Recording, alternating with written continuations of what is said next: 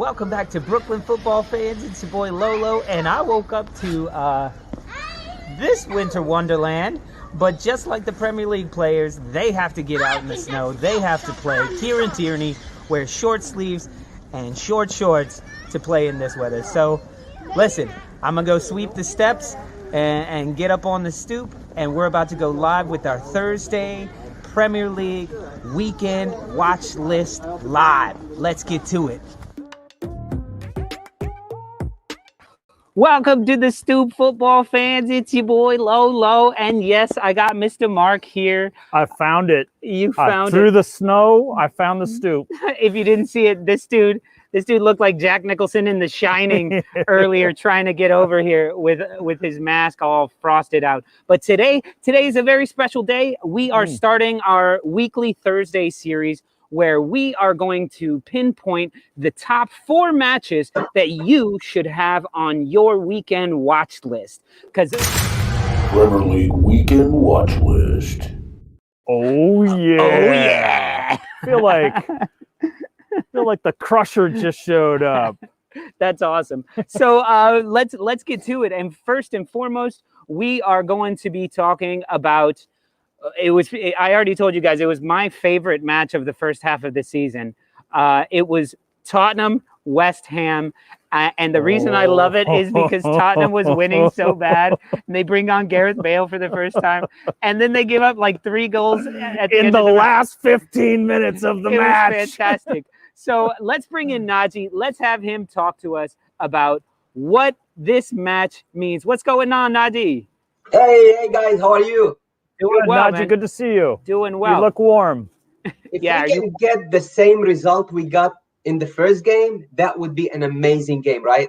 That would be fantastic. So let's see, Najee, why would you say this time West Ham Tottenham? Because usually, like if last season you were to tell me West Ham Tottenham, oh, it's an important match, I wouldn't believe you. So tell me why today, this weekend, West Ham Tottenham is an important match. Now, is that a trick question or anything? That's the London Derby, guys. Now, recent results favors the Hammers for sure, but I firmly believe that Tottenham are the better side with the better players. That doesn't mean Tottenham are going to win the game. West Ham deserves a lot of credit. They won 6 out of the last 9 games in the league, and they are unbeaten in the month of February. You don't need more than that. Without their top strikers, they played the last 2 games without their top strikers, Mikel Antonio. So this is very important. Now, if Tottenham can find their rhythm, especially between Lamela, Harry Kane, and Son, West Ham are gonna have nightmares. This is really, that's a big thing. Yeah, but at the same time, West Ham right now are 5th in the league. So they are just knocking on the top 4. That is really important. I want to say they're only like 4 points away from second place. Yeah. Exactly. And Tottenham are 6 points behind the Champions League spot. So they need to win this game. This is very important for Jose Mourinho. He came under a lot of scrutiny lately. You know? Now, they're not going to fire Jose because he's going to cost them a lot of money. But this is a very important game in order to get back into the top 4. Definitely. Definitely, man. Well, people would be mad if we had some Chelsea fan in here telling us why West Ham and Tottenham is the match to watch. So it's time to bring in another American boy straight out of St. Louis. Let's bring in Brawley. Brawley is from the West Ham Way USA podcast. What's going on, Brawley? Welcome to the Stoop. Yeah, welcome. What's up, guys? Good to be here. Good to have you, man. We've been looking for a representative of West Ham because we've been loving you guys for a while. I remember the first or second episode of the season when we did some bold predictions. Bold prediction was David Moyes wouldn't last 10 matches. It wouldn't have surprised me. The first 10 matches of the season were tough. Nuts. Yeah, you guys had an amazingly tough schedule. And I think, Arsenal only barely got a win against you guys. You shouldn't have. We should have beaten you. Exactly. And then we went, and you guys just kept winning. So, so tell me all about like what this season has been like for you. I mean, it must be a roller coaster. And then let's talk specifics. West Ham, Tottenham. Sure. Well, I mean, this season I predicted us on my show to finish 17th. So that tells you a little bit about where. I mean, all West Ham fans were doom and gloom to start the season. I mean, if you look, I saw a graphic that was like a hopo meter, and West Ham fans had the least amount of expectations going into the season based off what we saw at the end of last season. But needless to say, if you would have told me that on February 18th, we'd be sitting 5th and 2 points above Liverpool, I would have laughed straight up in your face and called you crazy. So yeah, I'm pretty pumped about the way this season's gone so far. Yeah. So now let's talk West Ham Tottenham. What are your feelings going into this match? I know you guys were lucky to get a point, and I don't know, very well played to get a point because you were getting demolished when you guys first met. Like Najee was saying, a draw would be a fantastic result for you guys. I think in current form, a draw would be dropped points for you guys. I think. Now you don't have Mikel Antonio, like he said, but we might. You might see Mikel Antonio on the bench actually, and he might even start. But his hamstrings are just too made of iffy. strings. And we don't even have a striker. I mean, we literally don't have a out and out striker at the club. Besides, what do you need a striker when you have Souček? When we have Jesse Lingard bombing straight up down the pitch and taking guys on, right? And now Jesse Lingard, when Jesse Lingard got picked up, I announced it in our WhatsApp group, and the overwhelming response was non-factor.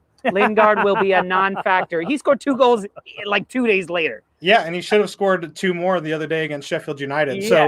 So going into the Spurs game, I mean, okay, West Ham Tottenham games are always a toss-up, and form just goes out the window. Like it's one of those games where I don't think I've ever predicted correctly in the last 5 years. I mean, that's how crazy it is. Obviously, what Najee said, Spurs on paper by far the better team.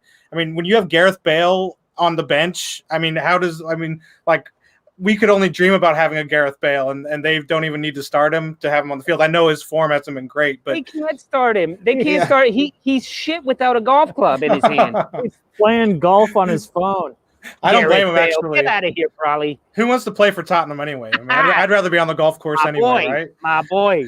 But needless to say, what you said, would a draw be 2 drop points? Again, it's hard for me to say. I mean, we are so what's the word? Blessed to be where we are, 5th in the league.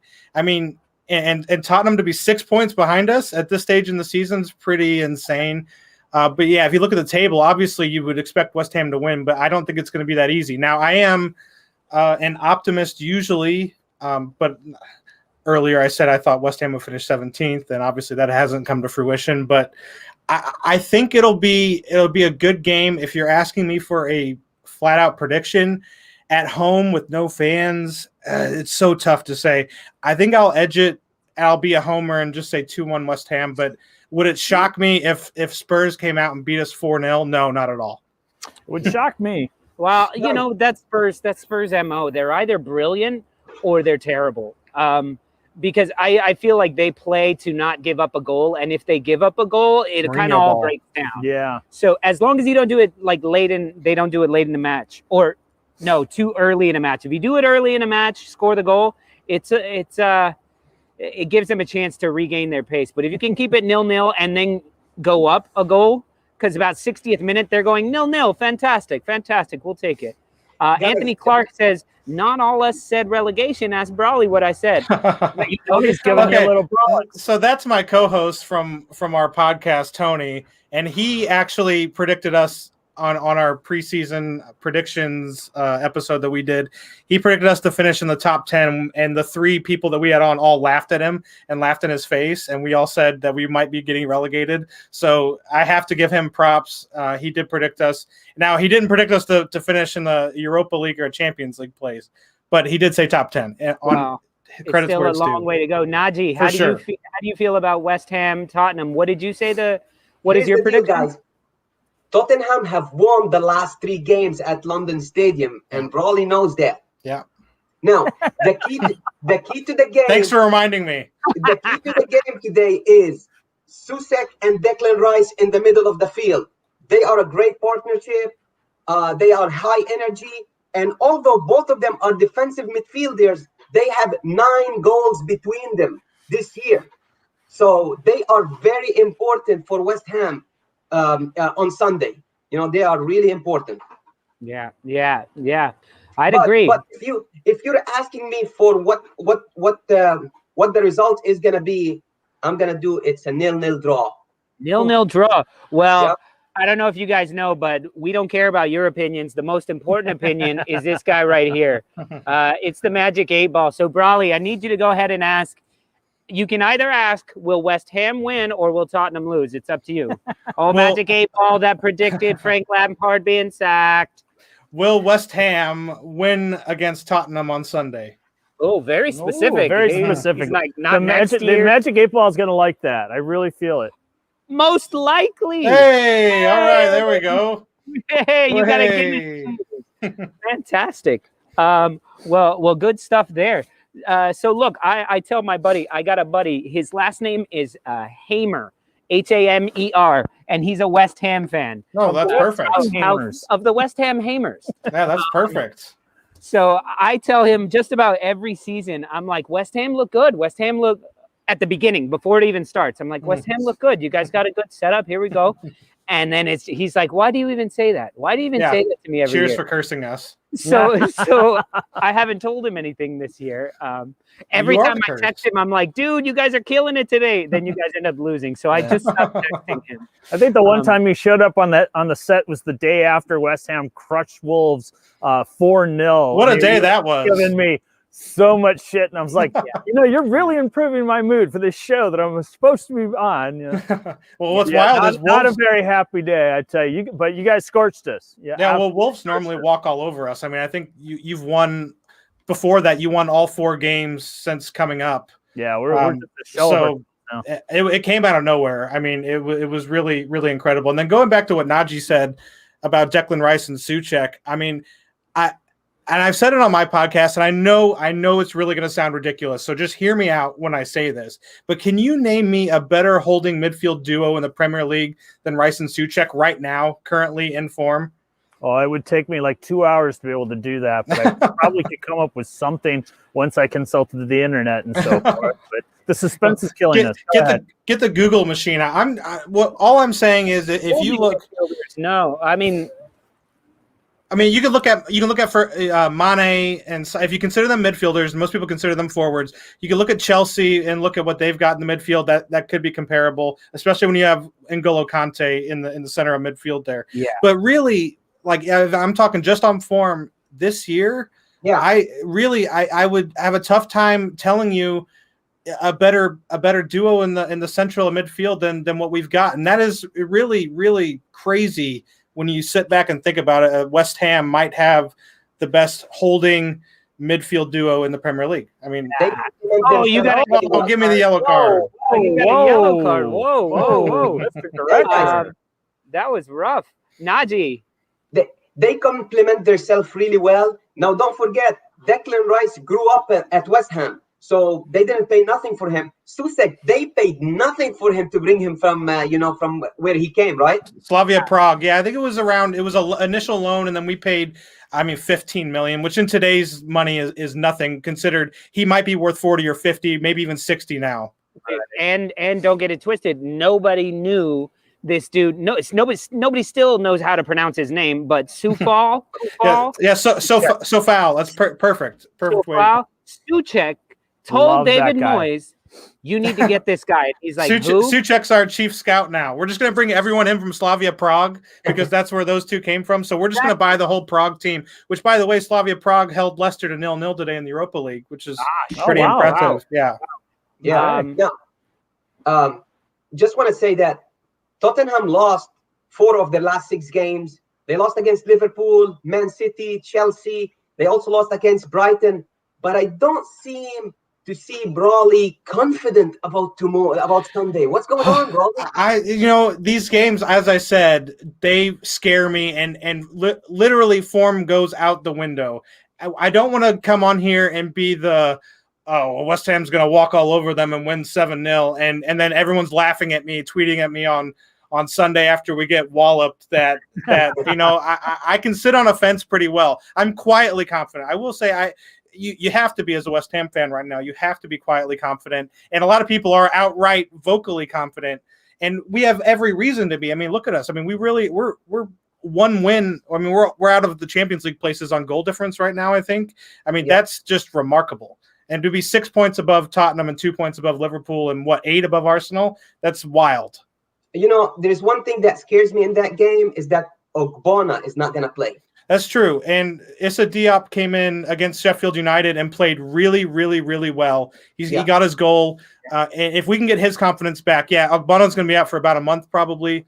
Yeah. But we do have Issa Diop, and then out of nowhere, Craig Dawson's become a Premier League monster. You got a good goalkeeper too. Yeah, Fabianski is the spine, is the heart of our defense, and he'll give you a 9 out of 10 every week. Rarely makes a mistake. From his Arsenal. I know. It's like all these ex-Arsenal keepers that are doing so well. I don't get it. You don't do anything with them anyway. Yeah, and then ours, the one that we keep, decides to go play basketball and run out. Oh, we got it. Red card. And I didn't understand Leno over Emi Martinez. I thought he was brilliant. I didn't understand it at all. I've been saying it. You can check my Twitter, all my posts, everything like that. I've been saying Leno may be fantastic. He's fantastic. He's very good. Still prefer Emi Martinez. For sure. Emi Martinez, the way he can pick a pass. Of his career with Look at Villa. He made his career. He's got 12 clean sheets. Yeah. 12 clean sheets, and there's like 15 matches left. Yeah. Like most keepers would be happy to get 12 in an entire season. Yep. Or excited. And they have Pepe Reina, who's not a slouch. Yeah, he's old, but goalkeepers can play until their 40s. Pepe Reina is not a bad goalkeeper. And exactly. And look at what that's done to Villa. So exactly. Well, all right, Brawley, this has been fun talking about West Ham. Hopefully we can get you back on, and we'll do some special shows highlighting West Ham. Anytime. And we can get to know your club a little bit more. But with these last few minutes that we have you on here, why don't you tell us what you guys are up to on your podcast? Yeah, so you can find us on Twitter. We are the West Ham Way USA podcast, as that gigantic logo in the middle of the screen says there. We tried to do once a week, and our lives have been getting pretty crazy. So we've been to once every other week or once every 3 weeks. We are, like I said, trying to get back to a more regular schedule. But basically, we're just two guys, American guys. Tony, who commented earlier, he's from Harrisburg, Pennsylvania. He's moving to Philly actually here in a week or so, I think. And we're just two American guys that recap games, talk rumors. We do have we are the sister podcast of the West Ham Way UK, and they are the biggest West Ham show in the West Ham world. And we were honored that they asked us to join them and become the sister podcast to them. So if you want to hear West Ham content, you should definitely check us out. Like I said, on Twitter at West Ham Way US Pod. You can follow me on Twitter at my name, at Brawley Darbin. And then my co-host Tony is at Tony Clark Dupe. We're not really on other social medias. We really should be, because we're trying to grow. But we just so damn busy that we don't really have time for it. And we don't make any money doing these shows, as you guys are well aware of. These shows are just money pits and time pits. So, yeah. But we really do love it. And if you want to listen to two American guys ramble on about West Ham, definitely check us out.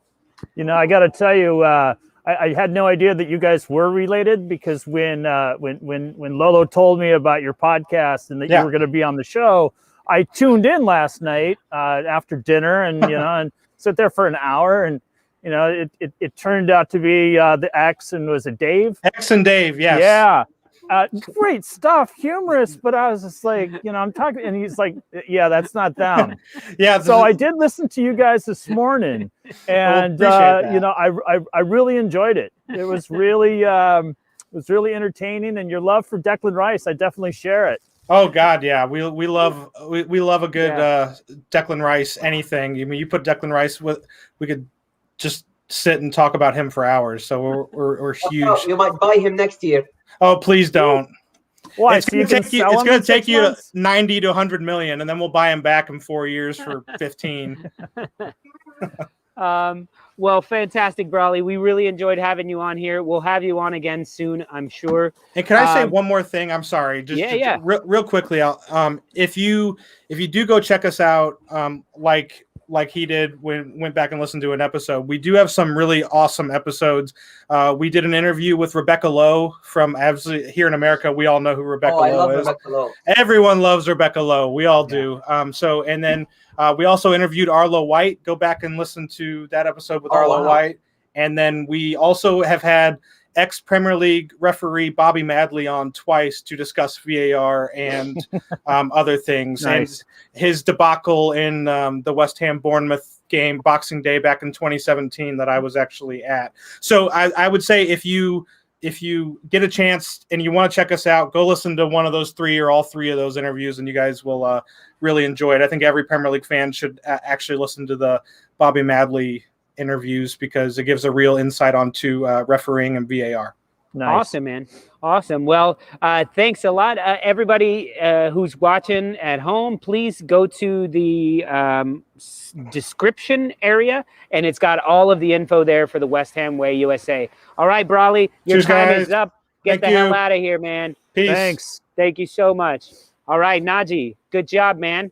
Next up, I need you to talk about the next match that we're going to discuss, which is the Merseyside Derby.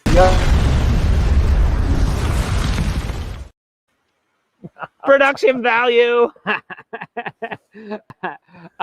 So we all know the Merseyside Derby. Clearly, it's an important match for anybody who lives in and around Liverpool, anybody who's been watching Premier League. But I need you to tell me why this weekend's Merseyside Derby is so important and why it is a match to watch, a match that you should add to your weekend watch list.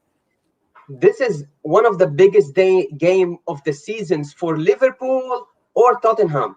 It's going to be tense. Tottenham. It's going to be competitive. Sorry, Liverpool and Everton. I'm sorry. This is going to be tense. This is going to be competitive. Very tight. You got a yellow card. Okay, keep going. Liverpool won the last. Liverpool lost the last 3 games of the season. Of the last 3 games that they played, and Everton only won 1 of the last 5 games. So both teams are in trouble, as you know. The only edge I give Liverpool in this game is that they're playing at home. Now, there's no fans, but they are still playing at home. Mm-hmm. Both teams have a lot of injuries, as you guys know, from Van Dijk to Gomez to Fabinho. They're playing youngsters everywhere. But Everton are missing Calvert-Lewin, their top striker. So both teams are missing a lot of players. Let's see how Jurgen Klopp and Ancelotti shuffle their teams, during game time. And then the most important thing, both of them are fighting for Europe. So Liverpool are just outside the top 4. Everton are trying to get into European places. I don't think they will make the top 4. So expect a very tense game. There's going to be a lot of yellow cards and maybe 1 or 2 red cards. Woo! Speaking of that, I'm kind of wondering, because of the Van Dijk injury in the first match, do you think the refs are going to be a little quick and free with the cards in this one, or are they going to let things play out? Definitely quick yellow cards from the first minute in order to, make sure that the game is under control. Otherwise, it might go, sideways, and the referee can't handle it anymore. Now, listen, guys, both of you have been saying some key words here, some trigger words. 3 words. I'm getting triggered. Virgil van Dijk. All right. So in order to represent Virgil van Dijk's side of the story, we're going to go to Mr. Greg, who's out in England. He's a Liverpool fan. Bring him on stage. Let's see. Greg, what's up, man? From the Only Football Fans podcast. Virgil van Dijk, Everton, Are these trigger words for you, man? Does this just infuriate you? Because that's a lot of people are saying is the turning point for your season, even though it was only like 3 or 4 matches in. that was the tackle, wasn't it? You know, that done us. But yeah, no, I mean, it's a big game, and as you say, they can be. The ref's going to be very important. Yeah, the tackles could be flying in, but you know what it's like nowadays. You're not allowed to really tackle people, so could be a lot of blowing over, and then they just go, you know. But we're going to miss Van Dijk. We've been missing him, so well, it's another big game that we're going to miss him in. Yeah, you definitely been missing him. And so now, why are you excited about this match? I mean, clearly it's a derby. It's the big one for you guys, right? Yeah, I mean, especially off of midweek. Obviously, you know, we've had a little tough couple of games, and then there's a big result during the week. And I suppose there's no better time to play them now. Get on them. No Calvert-Lewin. We've obviously got a bit of buzz around us after that game in the Champions League, and you know, we've got a record to keep as well, because we're unbeaten at Anfield in, what was it, the last 22 derbies? 22 derbies. I was like, that just ended. Greg, revisionist history. 22 derbies. We've still got to keep that record, you know. Yeah. Well, I was going to say, what I tell people about Liverpool every week when people are like, oh, look out, you know, they're going down, so-and-so is going to beat them, whatever. You can't forget that they're still Liverpool. They're still Liverpool. They're still very well managed. They still have $1 billion on the pitch, even if they're missing some key guys. They're all very talented, and they can beat anyone in the world on any given day. So even though it's a derby, even though they drew last time, even though whatever, Van Dijk, whatever, it's still Liverpool. It's still Mo Salah. It's still Sadio Mane, Bobby Firmino. Trent Alexander-Arnold has had his worst year in his young career, I would say. But it's still Liverpool.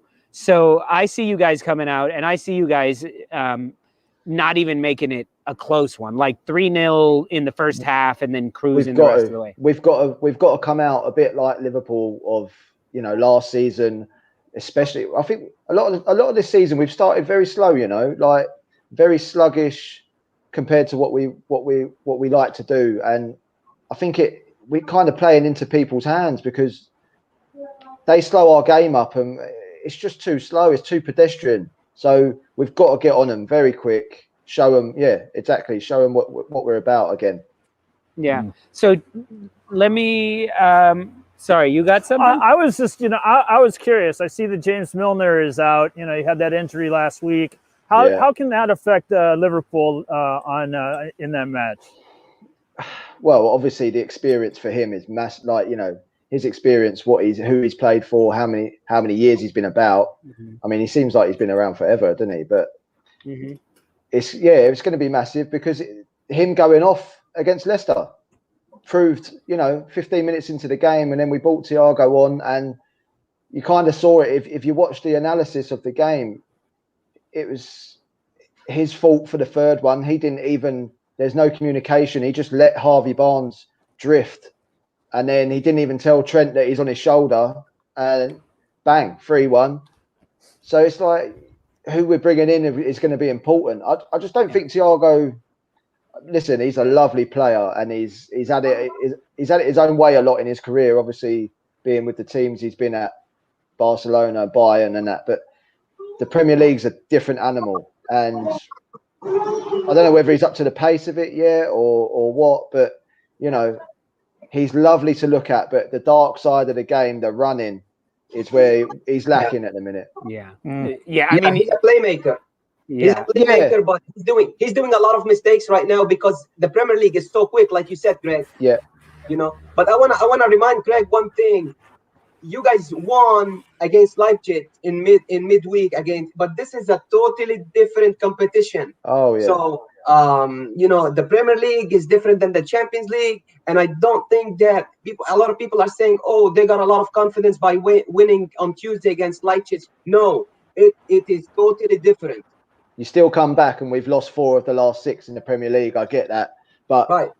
as a team, they need to take some of that onto the pitch on Saturday and use that enthusiasm that they've got from winning that game. I get what you're saying, Najee. It's that point is so relevant. We've lost 4 of the last 6 in the Premier League. You know what I mean? So, but as a club, as a team, we need to take a bit of that from the week. Yeah. To that game. I'll be honest. I don't see Everton winning this game just because they don't have a striker. They don't have somebody who's going to score goals in that game. So Liverpool have it all laid out for them to go there and do something, get 3 points. What do you mean they have Alex Iwobi? Fantastic. I'm just kidding. Ex-Arsenal. So you love selling him for that amount of money, didn't you? Exactly. Oh, you got the good end of the deal. Exactly. Fantastic. Sorry, our canopy's coming down with the snow. So Greg, before we get to predictions, just tell me, as a neutral, what is something I should be looking for in this match? Like, what is something you could see happening? Like, tell me, like, the matchup of how Digne's gonna be handled, or Salah. Like, what's a matchup to watch? What's something fun that I could keep my eye out for in this match? Definitely, like Lucas Digne is obviously he's such a good player, and love him. He's very good going forward, but he's also deceptively good at the back. Like, you know, for a player that can get forward, he can definitely defend. And depending on who they play the other side, I think maybe Seamus Coleman now is back in the team, isn't he? Yeah. So that matchup there of Salah against Digne and Mane against Coleman, that will be pretty much how their movement plays against them two will determine whether we actually go on and do a bit, because obviously we rely on them two quite a lot. But centre midfield as well is going to be key, definitely. Yeah. I think also Pickford is a weak link for Everton. Yeah, a lot of mistakes. There's no guarantee he plays, right? No. I know. Yeah, No. he played the last game. He played the last game against City in midweek. And don't forget, guys, they played against City in midweek, so they're also tired. Definitely. You know? Yeah, and they beat Tottenham midweek last week, right? Yeah, in 120 minutes, which I love seeing. All right, so let's get your score predictions. I said 3-0 to the Liverpool. What do you guys say? Who wants to go next? Go ahead, Greg. 2-0. 2-0 Liverpool or Everton? Oh, come on, Lolo, man. You can't ask me that. You know who. All right, Naji. I see it at 2-0 for Liverpool. I got Alcantara and Yeremina red cards. Woo! What? Is he in? Because didn't he come off injured midweek? I think he's going to be okay from everything I've seen. Okay. We don't know. Mark? Oh, you know, I'd like to see a clean sheet for Liverpool, but I don't trust Alisson. Yeah. He's still one of the number one keepers in the world. But he hasn't been number one in the last couple of weeks. So I'm going to say 2-1 Liverpool. All right. Everybody seems to think that Liverpool's going to win, but you guys know our opinions don't matter. So, Greg, ask the mighty 8-Ball that hath predicted that Frank Lampard would be sacked, and he was. I can't wait for this 8-Ball to get a new prediction right, so we can change. Well, it also predicted famous for also predicted that Leicester City would win the league. So we'll see. Ask it whichever question you want. Because Mark just doubted Alisson, I'm going to ask it. Is he going to get a clean sheet? Will Alisson keep a clean sheet? Oh, Magic 8-Ball. As I see it, yes. Thing's broken. Wow. I'll take it. If it's right, I'll take it. 100. Going to keep a clean sheet. Well, fantastic. All right. Well, Naji, this is where we say goodbye to you, my friend. Thank you so much. Don't forget, you guys can check Naji out on Top 4 Football, a YouTube channel. He's and on Facebook as well. So Naji, and he's always here on the Stoop with us. So Naji, thank you so much for your insight and everything. Thank you, guys. Stay warm, Naji. I promise care, we'll mate. talk about Chelsea one of these days. Dude. All right, Greg, I'm leaving you on here because I'm going to bring in a good buddy of yours, Terry, who is also in England, because you guys run the Only Football Fans podcast. So I want to give you guys just a few minutes to tell us all about that before we move on to the next match. Yeah, Go well, ahead, Phil. yeah, no worries, mate. Yeah, so me and Greg are part of the Only Football Fans podcast. We've been doing it last 2 to 3 weeks. We started it just to sort of see us through lockdown, really. And yeah, we're going from strength to strength, getting quite a few listeners now, and we've made the transition over to YouTube as well. So we're filming all of the podcast recordings now as well.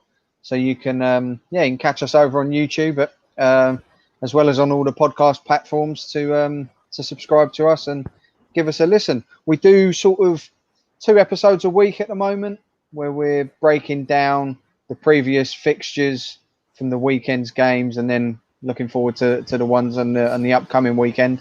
And yeah, we've just sort of got our first interview under our belt as well.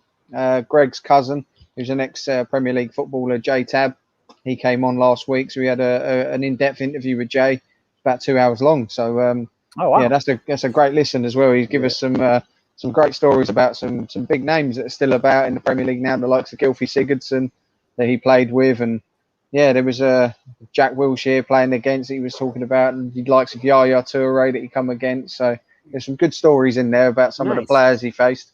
Sounds like a lot of fun. More. Yeah, we've hopefully got a few more it's a good interviews listen. coming up soon as well. Nice.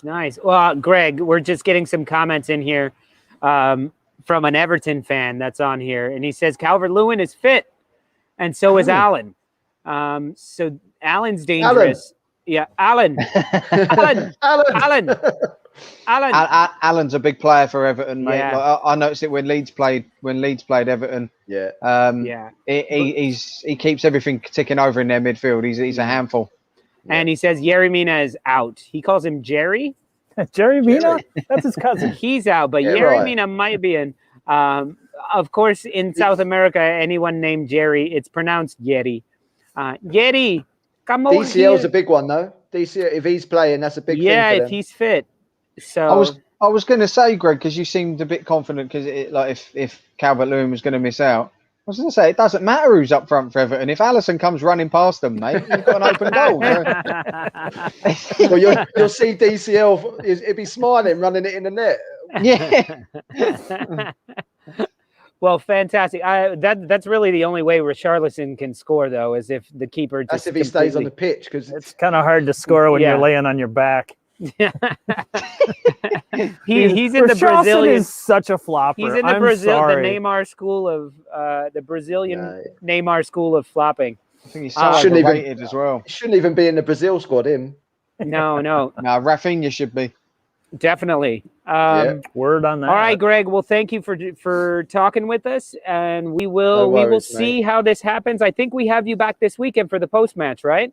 For We'll sure, look mate. forward to So it. we're going to be doing the post match. Maybe we can get Paul Smith here, who's an Everton fan, to come on and debate you, seeing how it goes. Yeah, last time we had you on a post match, we booked you beforehand, and then you guys lost. I know, mate. I know. So I don't know. He's not going to want to come back on the show ever. Can I ask the 8-ball another question? Sure. You Are get we one. going to win? Okay. Then While I'll it's come still back on. while it's still liquid, it's All right. quickly Liverpool going to freezing. win. Cannot predict now. It's just Broken. saying I'm not going to predict. That's Just- bad. That's saying I'll we let you want know Greg about back on the Saturday. All right, Greg. Well, thank you guys. Thank you, Greg, very much. Don't Thank forget, check out in the description. Only Football Fans. You'll get all the links right there. Now we're going to be moving on to Mr. Only Football Fan himself, Terry, who actually created the podcast. But Terry, I hate to tell you, you're not our number one Leeds fan on this show. Oh, I know, mate. I know. The number one Leeds fan in North America happens to be Mr. James Reeves. And James There is he in the is. house. There he is right there. Looking fresh. He is the man responsible for making most of Park Slope in this area on my block Leeds United fans. because they didn't have a team to support, and they decided, oh, I like that guy. He talked about wide world of sports. Yeah, well, I'm all about conversion, man. So converting people wherever I go. So I've been my life's work. Well, Terry, at least the past 16 years. Yeah. It's easy to convert them now, James. Yeah, the converts are coming quick and fast, Terry. Exactly. So, yeah, not a difficult task anymore. But now earlier on it was. Something that I've noticed about Leeds fans, you guys, you true diehard Leeds fans, you're not really into the love of like new fans and the love of people saying, "Oh, we love watching you." What I get is like when you go to hug somebody and they're like, like Karen, what's up, Leeds? Hey, Karen. It comes from, well, it says it in the song Marching On Together. We've had our ups and downs. You've got to have experienced the downs. You can't just be around for the ups. You have to have been through the hardships, and part of being a Leeds fan, especially in recent times, has been a lot of hardship. So we sort of embrace each other through them tough times, and now the people that are coming out of the woodwork that you haven't seen the Leeds shirt for the last 15 years, all of a sudden there's Leeds shirts everywhere. It's like, so the true fans have to suffer out there. Yeah, and also one of our the insults that we use the most against opposing fans is calling them plastics, right? And so we don't want like the plastic fan to. I mean, we want people who are in it for the long haul, and like Terry was saying, I mean, ready for the downs as well as the ups, and be with us through all that. That's important. I mean, I became a Leeds fan when we were second division, Yeah, no, for real. We've got a fan on here that's a good fan of the show named Max. He's 16 years old, die-hard Leeds fan. This is Max. Can you imagine on my site, man, on my Facebook page? Like that to me is like big up for that, because he's had his whole life to change teams. And it wasn't guaranteed. Even maybe last season it was a little bit more clear that you were going to be coming up, but still, like, it's not like, oh, we'll be up. Oh, we'll be up. Don't worry, we'll be up next year. It's been.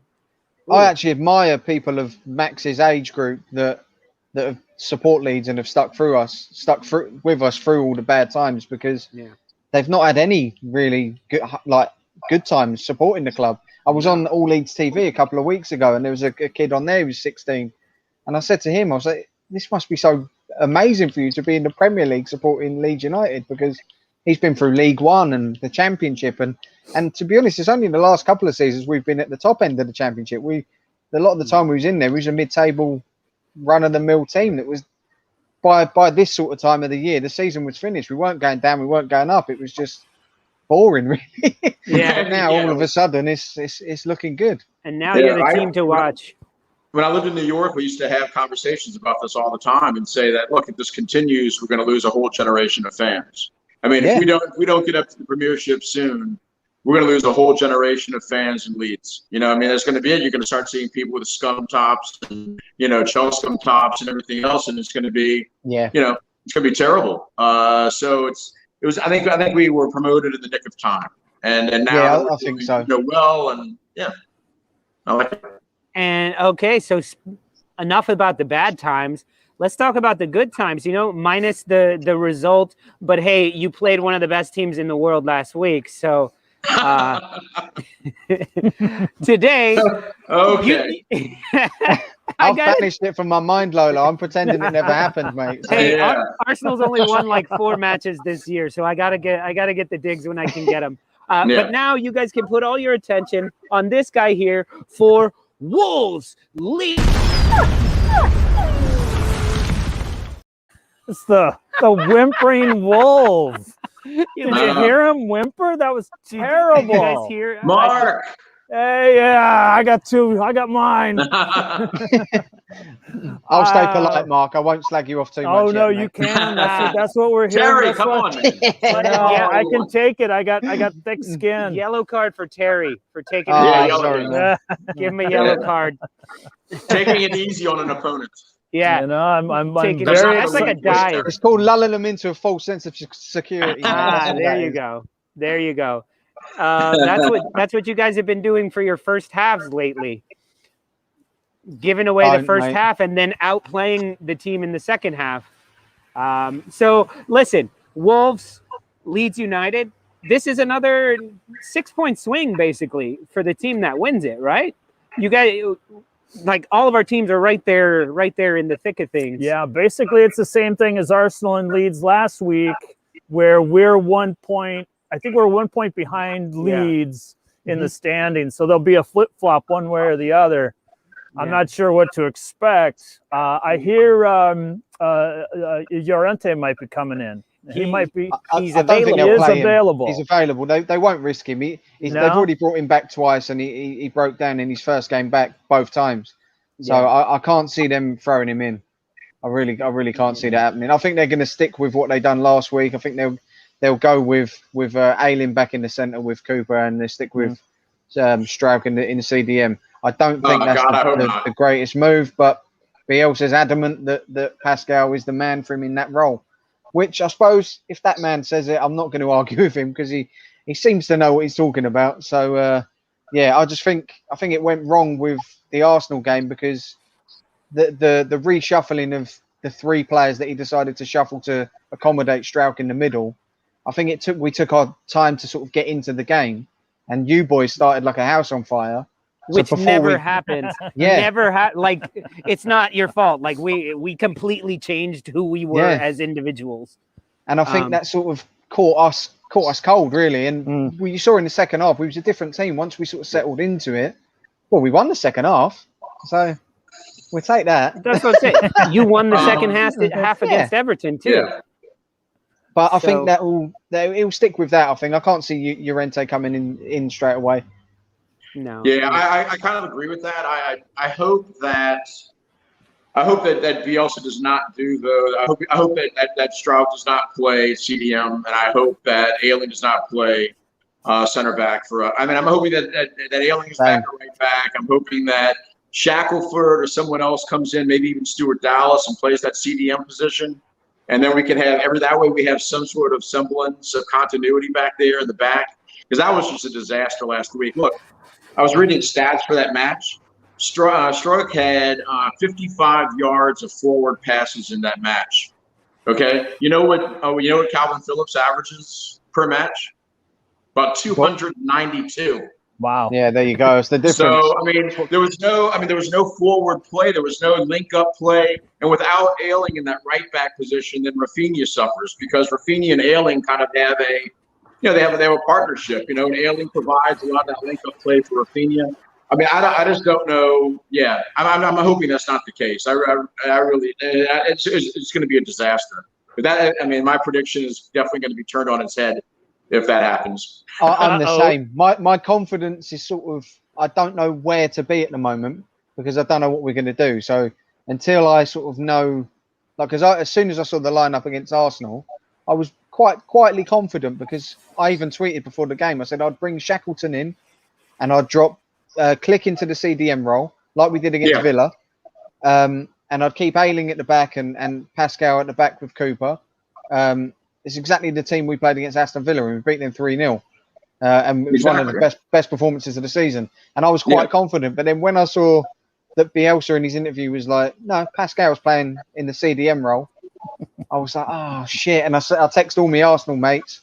I was like, well, I'm not confident. I think you're gonna turn us over, and so be it. They did. But I still sort of have an inkling that even if he sticks with what he wants with Pascal in that role, I've got a feeling that we're gonna see more out of them. Like you must have noticed yourself that in recent weeks, even when we've lost games, we come back and we're by far better the next week. And I think he would have worked on it a lot, and I think we'll improve even if he has stuck with the lineup that he went with Arsenal. I think we'll be a better outfit than we were last week. Like exactly after the Scum match where you guys got beaten in the first 3 minutes of the match. I think the next match you guys won like 3-0 or something, didn't you? Yeah, it was the Newcastle game the week after that, maybe. I think so. 5-1 West Brom. 5. Oh, that was it. Yeah. No, so I called 5-1 against Wolves on Friday. Because I'm like, after they lose, they come back and go. Mark's not impressed. Look. Sorry, man. Very little impressed. If you guys had Raul Jimenez you had Raul Jimenez, then maybe you would have the other a thing chance. that sort of You think gives me, that's all it hinges on? the other thing that gives me a little bit of confidence going into this game is the midfield that Wolves play with. It's centrally very defensive with Neves and Moutinho. Yeah. And they're not the quickest of players and the most mobile. So I think that will play into Pascal's hands, because I think he struggled with dealing with the interchanging between Saka, Odegaard and Smith Rowe in the Arsenal game. He's not going to have, and even Ceballos was sort of running beyond him and dragging him out of position. I don't think he's going to have to worry as much with the Wolves setup, because it's much more defensive in their midfield setup.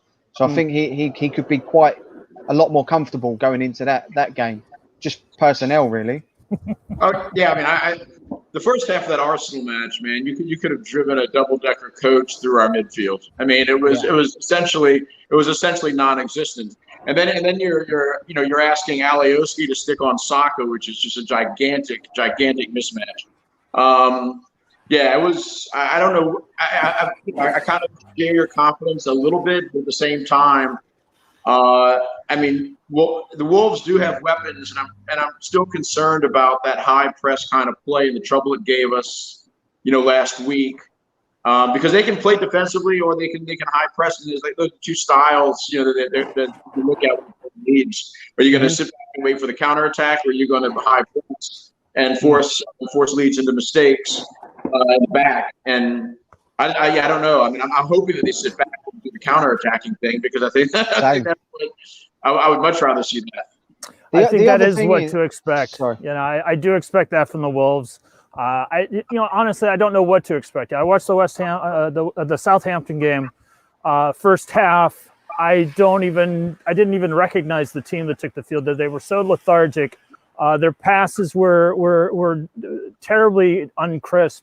I don't know what Nuno said to them at halftime, but the amount of urgency and the amount of attack, and if we want to talk about the Wolves' teeth that they showed, was completely different. That's the team I want to see against Leeds. If we're that team for 90 minutes, I think we take you.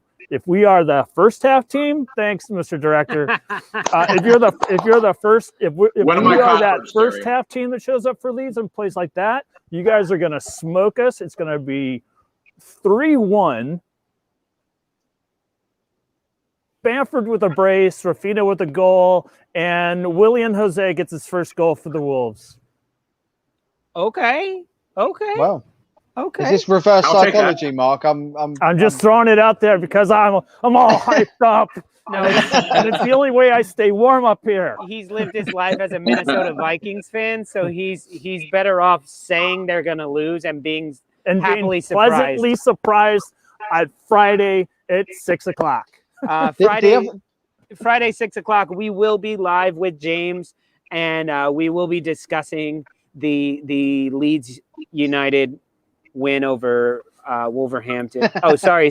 We'll be discussing the match versus Leeds United, and then immediately after that, at 7:00 New York time, which is midnight in England, we will be doing the happy hour. We'll be getting tipsy. We'll be doing trivia. We'll be trash talking. All of you guys Someone are will invited be to sleeping. Kantak will have a nap, and then he'll wake up all aggressive like. He's backstage flipping us off right now.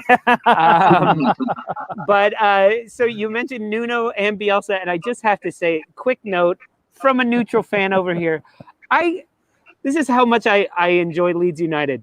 I don't watch Arteta press conferences, but I watch every Bielsa press conference because they're so entertaining. Now I speak Spanish, so I can hear the actual things he's saying.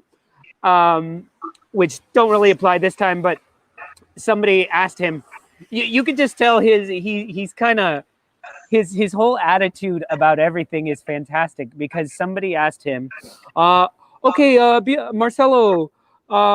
what's your impression of Nuno, the Wolverhampton manager? What's your impression of him? And he goes, no sé.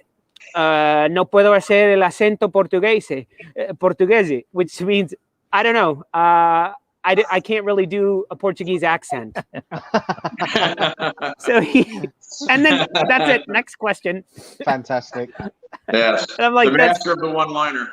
I love it when he does that, Bielsa, because it sort of takes the press room by surprise. They don't really know how to react. Yeah. They were like, they never know how to react when he says a joke. And you see the translator too was like, he can't do a Portuguese accent, and they're like, wait, what? He has a great rapport with the translator. Yeah, brilliant. Great rapport. It's like they're a comedy team up there. Yeah. It's okay, great. so Terry, why don't you give me your quick score prediction and quick who's going to score these goals? Who's going to? I'm gonna go with 2-0 Leeds win. And I'm going to go Pascal strike to open the scoring and Bamford to finish it off. Oi, hey, sorry about that. Hello. Having It's an album cover. There we go. So you said 2-1? No, 2-0. I'm 2-0. going to go with Pascal strike to score and Patrick Pascal Bamford. strike. We were talking about how funny it is. He has like a 20-sided head for a die. 20-sided die for a head, because either he hits it and it goes perfectly in, like against Arsenal, or he hits it and it goes. Who knows? Against the three times he done that against Palace. Yeah. So it's like he doesn't have a round head. It's got angles to it. Well, I'm taking it because he did again after the Palace game. He came out and he said, "I'm going to practice on my headers." And the next week he had one header and he put it away. So ever since he's practiced, he's got 100% record. So he's bound to score this week. Mark said last week, he said he should have invited Patrick Bamford to some of those practices. All right, James, what's your score prediction? Now,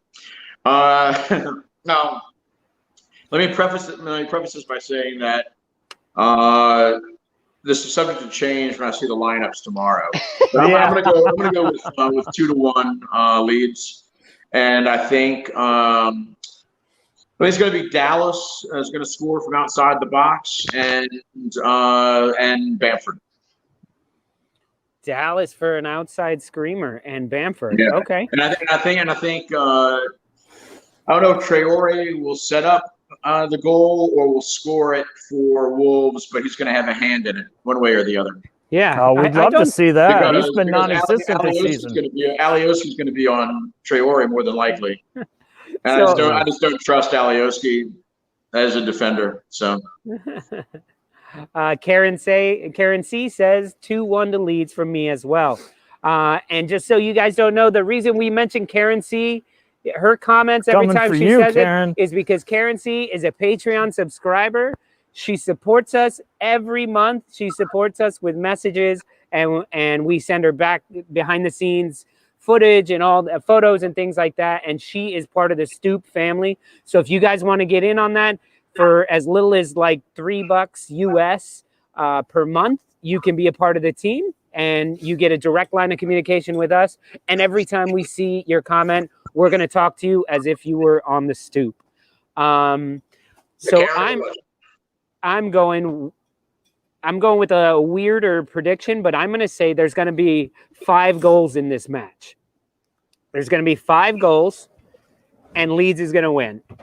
I don't know who's getting the goals, and I don't know which team is getting them all. It's going to be a draw, 2.5 to 2.5. 2.5 to 2.5. Very, very well could be.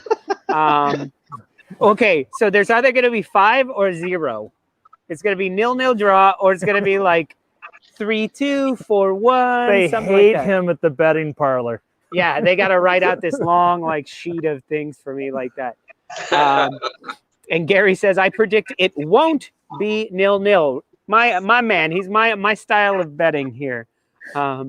Mark. By the way, Gary 1958, the reason why I don't get my hair cut if the Wolves lose is I don't have hair. If you notice, if you watch, if you follow our show, I always have a hat on, and it's because I have no hair. Yeah, and I have too much. Show us. I have too much now. Look at that glow. It took me off camera. It was so bright. Wow, the director cut you off the camera. Jesus. And I have too much. I was really banking on having a top knot at this point of the year. Like this, Lolo. Well, shaved sides as well. There you go. Mark was supposed to shave my head if Leeds won. Terry's got it going on, man. He's got it going on there. Yeah.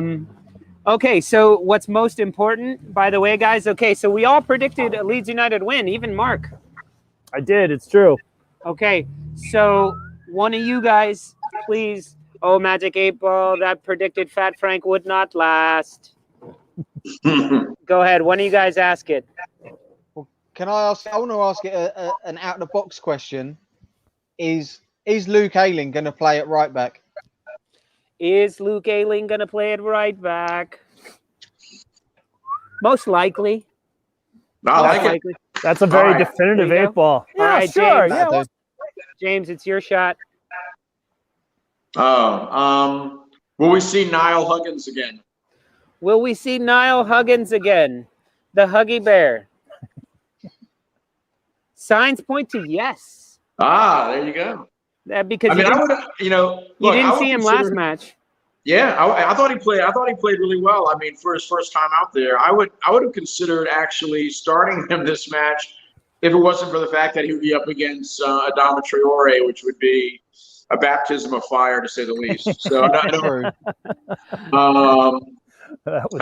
but maybe bring him in later on in the match. I wouldn't mind seeing him again. I liked what I saw. I mean, he plays all sorts of positions for the under-23. So he's a midfielder. He's a left back. He's all over the place, and I really like him. I think he's going to be a solid contributor for Leeds one day. And I agree, James. I think he's a brilliant young player. Well, he started. He was a left winger, and then he was a right winger, and then he played the number 10. This season in the under-23s, he's been left back. And then his debut for the first team, Bielsa throws him at right back.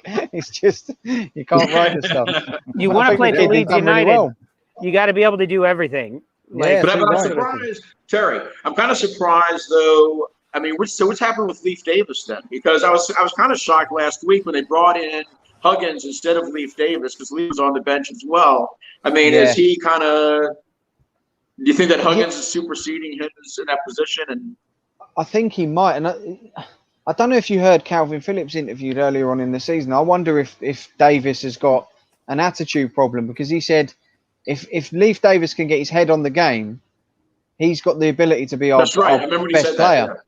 So the way that he said that, sort of, it leaned towards, in my head, that his head's not on the game. He might have a bit of an attitude problem where he's not totally dedicated, because he's got the ability. We've seen him in games where, well, I think it was against Villa in that game where we came back, where Roof scored the winner at the end in the Championship. That was one of his, it might have been his debut, and he looked fantastic, and he never looked out of place. So he's definitely got the ability and got the potential, but I wonder if his mentality and his dedication to it's not there, because, like you said, Huggins could have easily leapfrogged him now. He could be ahead of him in the standings. So I don't know. It's going to be an interesting one, really. Yeah, and the under-23s have a match, I think, tomorrow morning too, or tomorrow morning my time.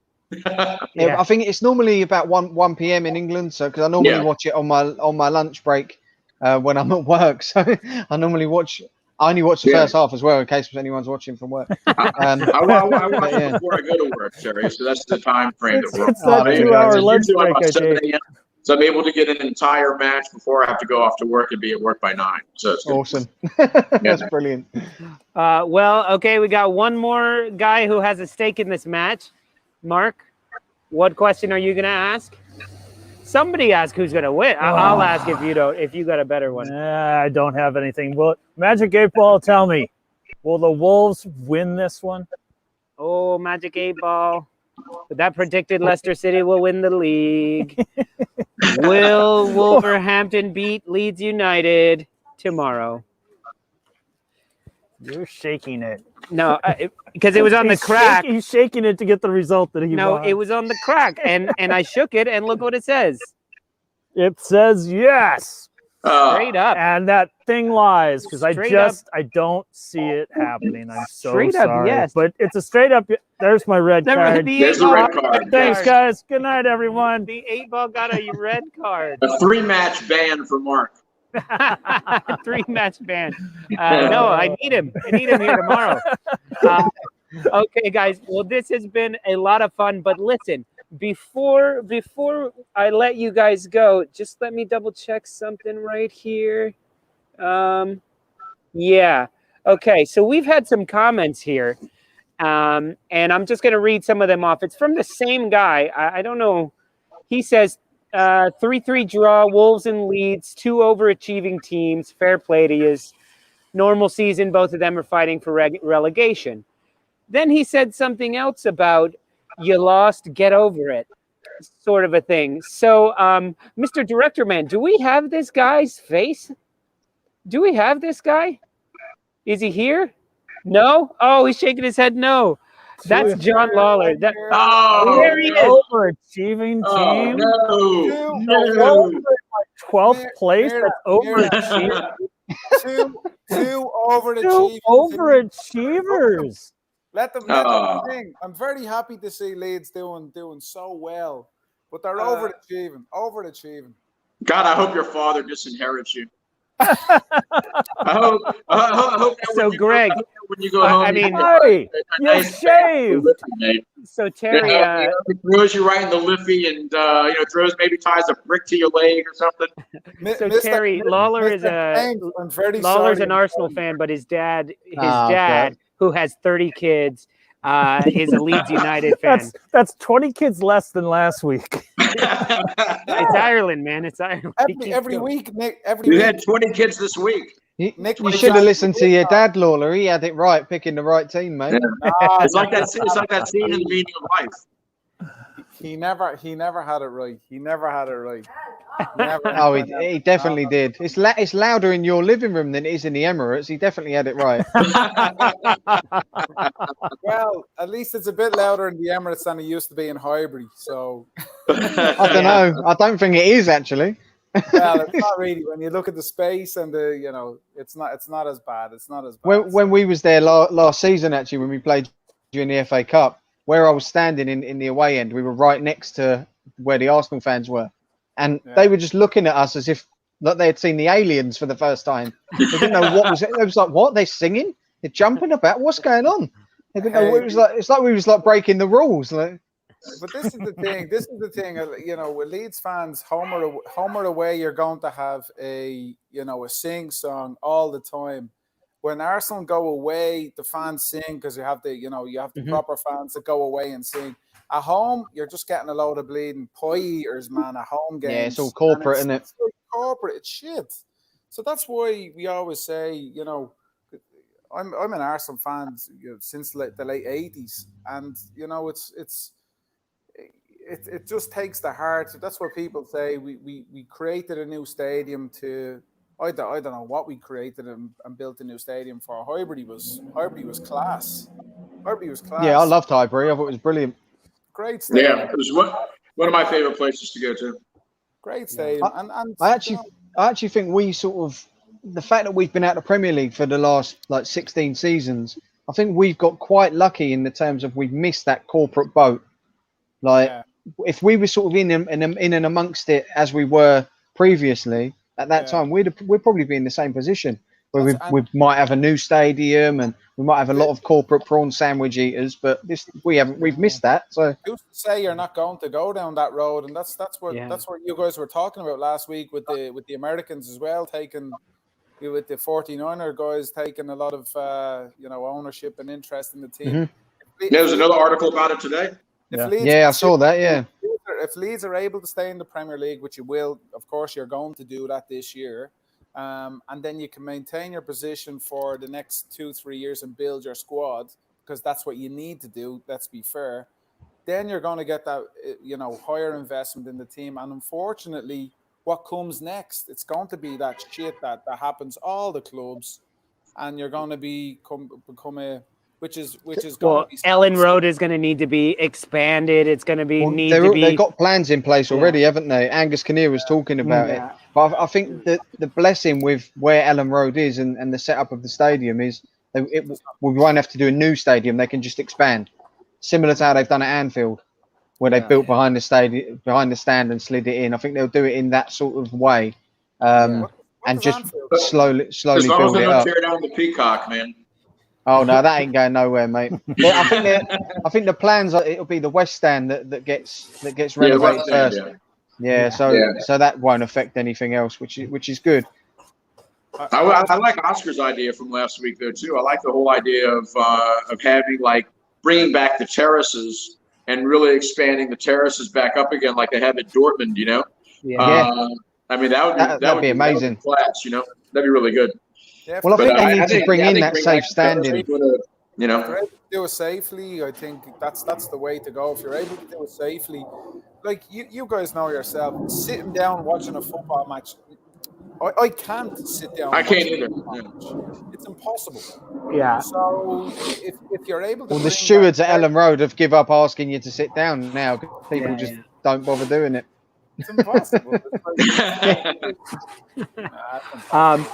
Well, all right, fellas. It's been good talking to you guys. For overachieving this season. Because they're doing a great job. Great job. Thank you, John. Thank you, you bastard. I know. We're struggling against number 4 in Portugal at the moment. What's the score? It's 0-0. It's 0-0. Okay. Sitter in the first half. Saka's after missing a sitter there now. Okay. Well, Terry, James, thank you guys so much for joining us and talking Leeds United Wolves. Everybody predicted Leeds United win, but it's time to move on to our last match of the week. Thank you guys so much. Be good, guys. We'll see you tomorrow, James. And now it's time to bring in Mr. Matt Kantak, who's been waiting ever so patiently. Sorry about that, Kantak. Lawler was over there talking mad shit to these guys, so I had to bring him on. You have to show up, man. They're getting their tin pots. What does say? Now we're talking about our last major match of the weekend, and that one is very important to all of us on here, and that is Arsenal versus Manchester City.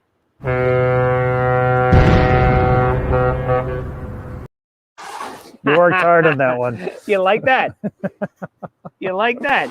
Because I'm predicting Arsenal are going to beat Manchester City, just like I predicted Aubameyang That's hat-trick. a big ask. Sorry for the noise, guys. We got people shoveling the snow now that there's a moment of snow stoppage. It's actually my bones rattling in the cold. So I'm trying to have a conversation with 2 Arsenal fans right now who are actually watching Arsenal play because they're better Arsenal fans than I am. No, doing the Lord's work there. I hope Arsenal scores just so we can get the reaction on it. Quite the opposite. Quite the opposite right now, guys. Oh my God. So can any of you guys tell me while you're watching this, what are your thoughts about Arsenal Manchester City this weekend? I think it just depends on the lineup we throw out there. Based on the lineup that we've got against Benfica right now, I would say that he might be resting guys like Dani Ceballos for El Nene. I think he's really going for it in Europa, to be honest. And this is when it really pays to be in Champions League. So you're not playing a Thursday match when you've got a Sunday match against the league leaders coming right up. Yeah. John's even farther than me. Leno almost had it, but the penalty goes in. I do want to point out that it's really nice to watch Leeds fans find the silver lining in being in the championship for 16 years and missing out on all that corporate money. I mean, yeah, sure. That's fun, I guess. But yeah, I think it's going to depend on the lineup.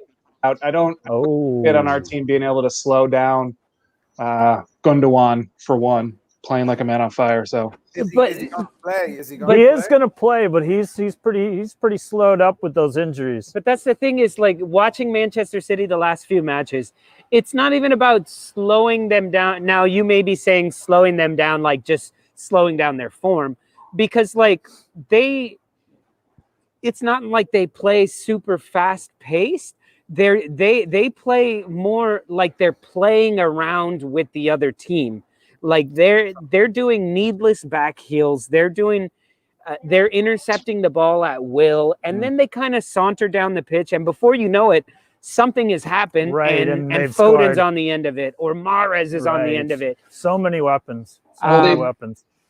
I mean, they've got the talent to play any tactical way that they want.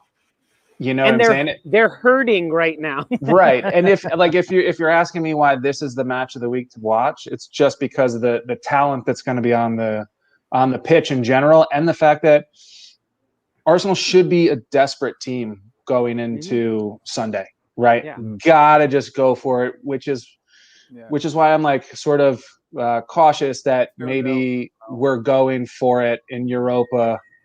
No. And not, sorry, I just got distracted there by Benfica. And that we're sort of like resigned to finishing wherever we finish and really not going after City this weekend. And so this would be a free 3 points then. This would be a For free City. 3 points. No, meaning for us, like we're not expected to even get a point here. So why not go balls to the wall? What's the point? Like, who cares if we lose 5-0? Like if you lose 1-0, we still don't get the points. I just think that we're gonna put like El Nene, Lacazette. Like to me, it's like don't try to stop them. Try to put up as many goals as sucker again. Okay, this turned into a live match watch along that me and Mark don't get. We're like, what's going on here? Huh? Okay, well, that's the away goal we need. That's the away goal we need in Europa League. Away goal in Greece. It could be it could be a free 3 points, but like City they've got their foot on the gas and they're just gonna probably try and embarrass us, to be honest. Yeah, that's kind of how I see it. Unfortunately for Arsenal fans out there. And bring it, Lawler. You had something you were gonna say? No, it's like I was saying last week before when you were doing the predictions on the Leeds game. I'm like, you know, I knew we'd beat Leeds for a start, which I called. I think I said 3-1. Wasn't far away. But Arsenal's tactics this year, for the rest of the season, Arteta has this, I wouldn't say he has a free pass, but because he still has to deliver something.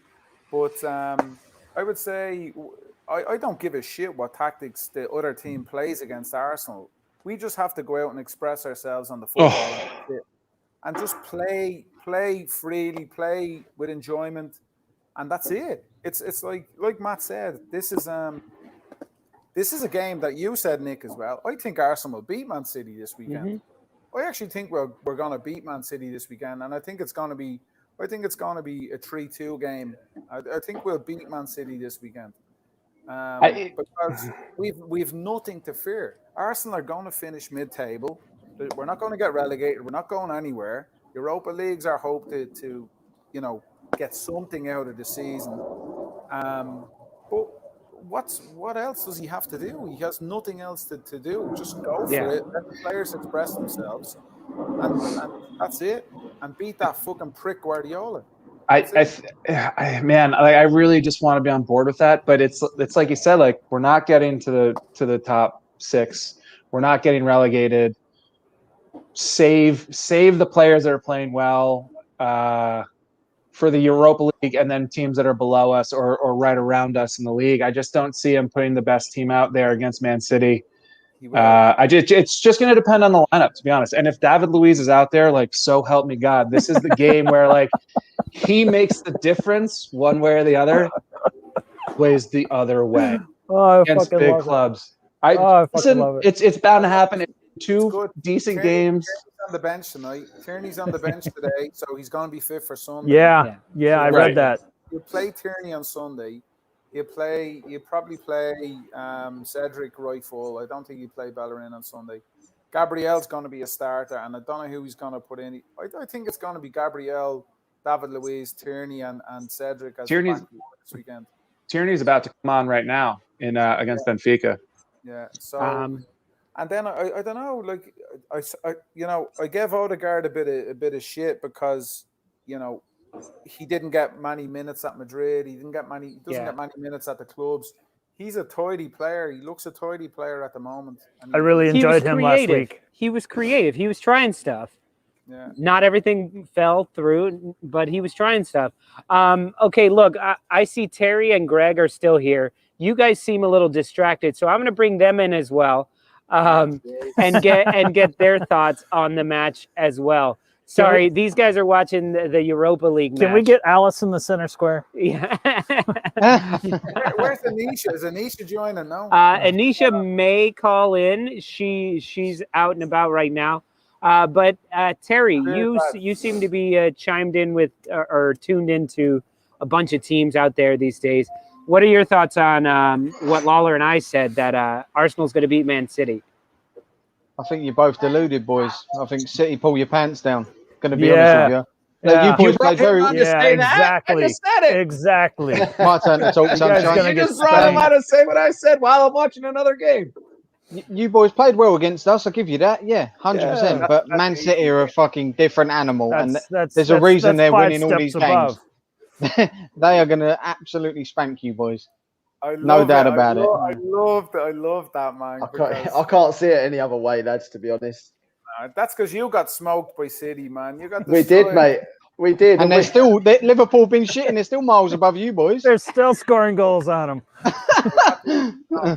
We'll see. We play Liverpool in a couple weeks here, so we'll see. You have a better chance of beating Liverpool than you do Man City. But see, that's what I'm saying. Everybody talks like this about Man City, and I've actually been watching their matches. I haven't been watching the replays, and it seems like teams are actually in it for the first half and don't take their opportunities and don't take their chances, and then City gets 1-2 quick goals and then just puts the game to bed. So I think if Arsenal can find, what that shows me is you can beat them. You can't. You just got to do it, and you got to take those opportunities. And it's got to be in the beginning of the match. You can't wait till the end of the match. That's a whole different. Yeah, exactly. I'm just saying it's possible. And to quote Mr. Lawler, you guys are gonna to beat Man City. You're gonna need a lot of luck of the green.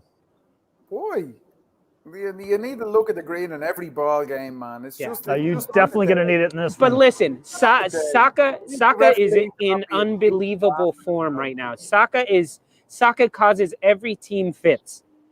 What's Saka? Hit it. Bukayo Saka. He's like 19 Saka. years old. I thought you said soccer. No, Saka. Yeah, well, he's not going to be running up against Alioski this weekend.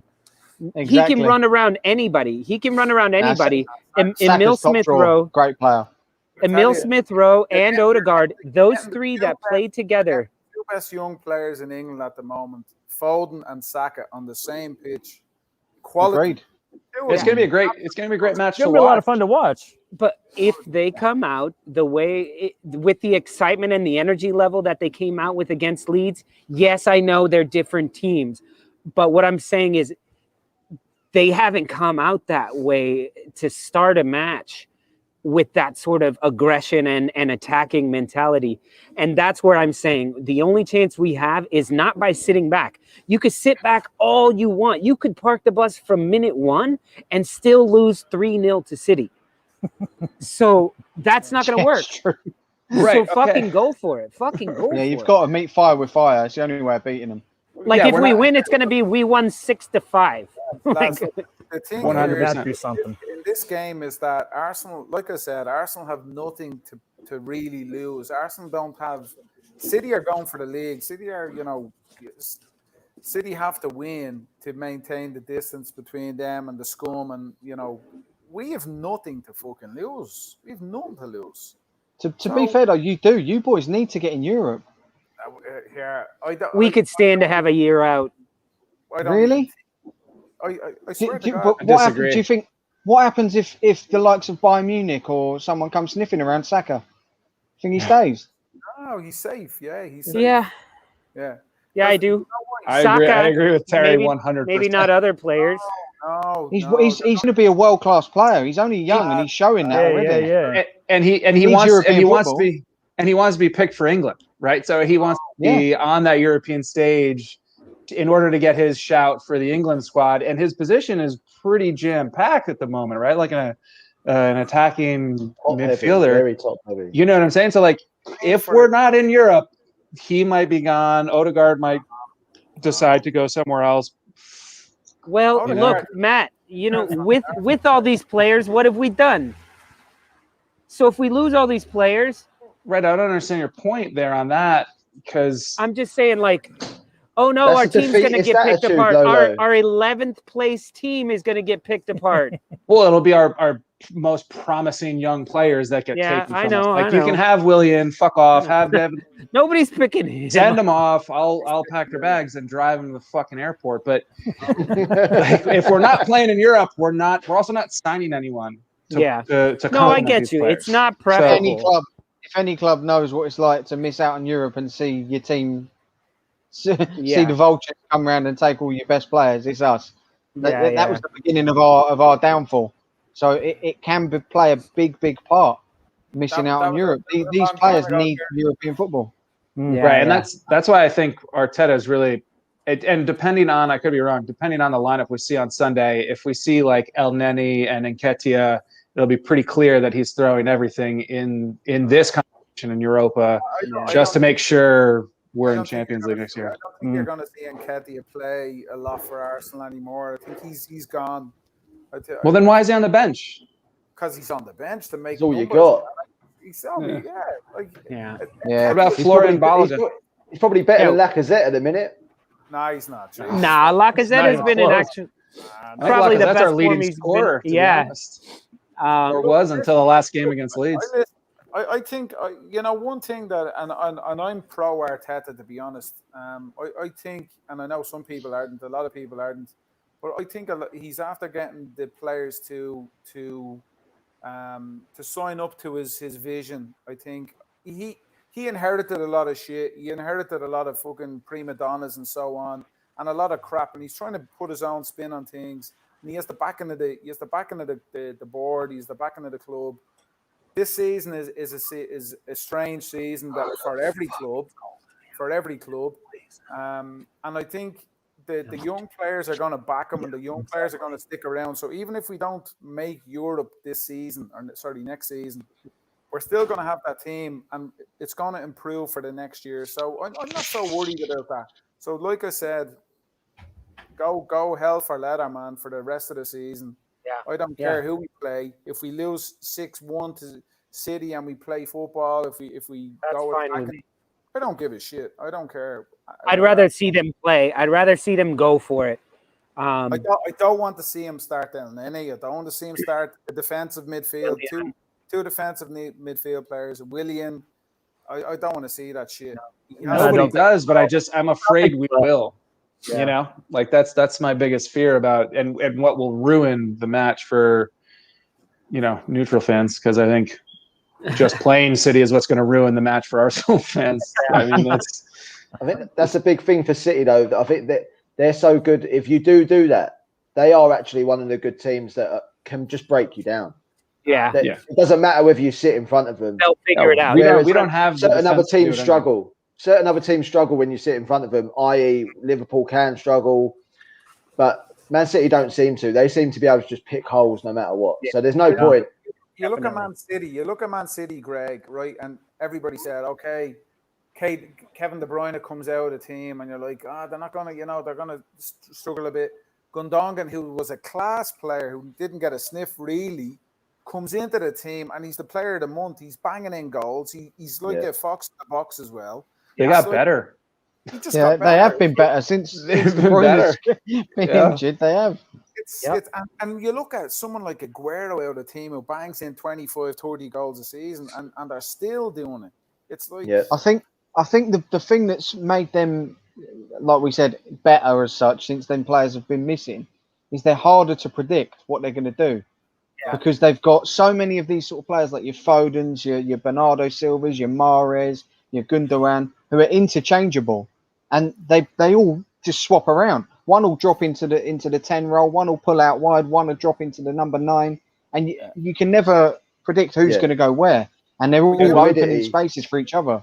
It's the next man up, mentality for sure. Just step into wherever you are and do your job and get it done. And they've got the talent.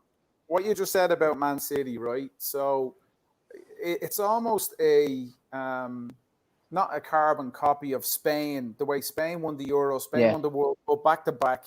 Euros. They didn't even have a striker. Yeah. They have no striker. City build David these Villa. creative midfield players. Torres. After then, they played with let's not get Fabregas up carried away. front. Yeah. Every single player you name there is a midfield player that can interchange and can go forward and come back and defend, can play anywhere on the field, but they all bang in and contribute to goals. And that's exactly how Spain won the Euros, won the World Cup, won another Euros. Without technically Fernando Torres was in there and a couple here and there, but that second Euros that they won, they didn't have a striker in the team. They played with Fabregas up front. When you rely on someone like a striker, they scored. Yeah. So, When you rely on someone like a striker, like Tottenham, for instance, Harry Kane, it's all focused on him. But when you've got 4 or 5 interchanging, and as you say, fluidity, it doesn't matter where it's coming from. You know that anyone at one time can just bang it in. Yeah, exactly. All right, fellas. We've hit the full 90 minutes here. So we're going to start to wrap it up. The snow has turned into a rain. So we have quickly turned frozen. So we're going to wrap it up here. You heard me. I said Arsenal is going to win. I'm not giving a score prediction. 3-2, that sounds about right. Mr. Director, man, put that video up on, because I don't know if Lawler saw it. Look at this. Blow the goddamn shit out of the water. That's Arsenal after drinking too many Guinness, man. This match is much more entertaining and much more exciting than the last one. The last one was completely boring. And when we did our post-match on that one, I think the most we talked about was Sergio Aguero putting his hand on the back of the neck of the female referee. It was quite boring. I think the title was most boring match ever. But thank you guys. Thank you everybody for being here. Terry, Greg from the Only Football Fans podcast. Thanks for having us. Do we not get to ask Paul a question? Oh, yes. Sorry. See, I'm starting to get cold, and I'm like, I'm fucking done here. I think I'm going to go to sleep now. All right. Go for it. Magic 8 Ball. All right. So Arsenal are the team that have ended Pep's longest winning streaks at Bayern and Barcelona. Do Arsenal end it again? Do they end the winning streak again? Oh, that's right. Another reason I think Arsenal's going to win. 10 in a row, is it? 15. 17 in a row. 17 in all competitions. It was 10 in so December. It's 15 in Premier League. It's 17 in all competitions. I know that. Catalan. See, it's on the corner. See, I don't think I should do this because I'm an Arsenal fan. So get your yellow ribbon on. Nope, Magic 8 Ball that is broken. And the answer is, it is certain. No. It is certain. I feel like we just fucking broken. I don't want to move it because I don't think it'll show on the screen. I saw it. But it's there, and it's very, very clear. It's probably the most clear we've seen this today. It's probably because it's starting to freeze in this weather. It is certain. I know I am, but it is certain that Arsenal is going to break Pep's streak of 17 consecutive matches in all competitions. Here comes the snowplow. Here comes the snowplow. So we got to go, guys. Thank you so much. Thank you, everyone. See you next week. Don't forget to like and subscribe. I'm out Join of here. us at happy hour. See you later. Cheers, guys.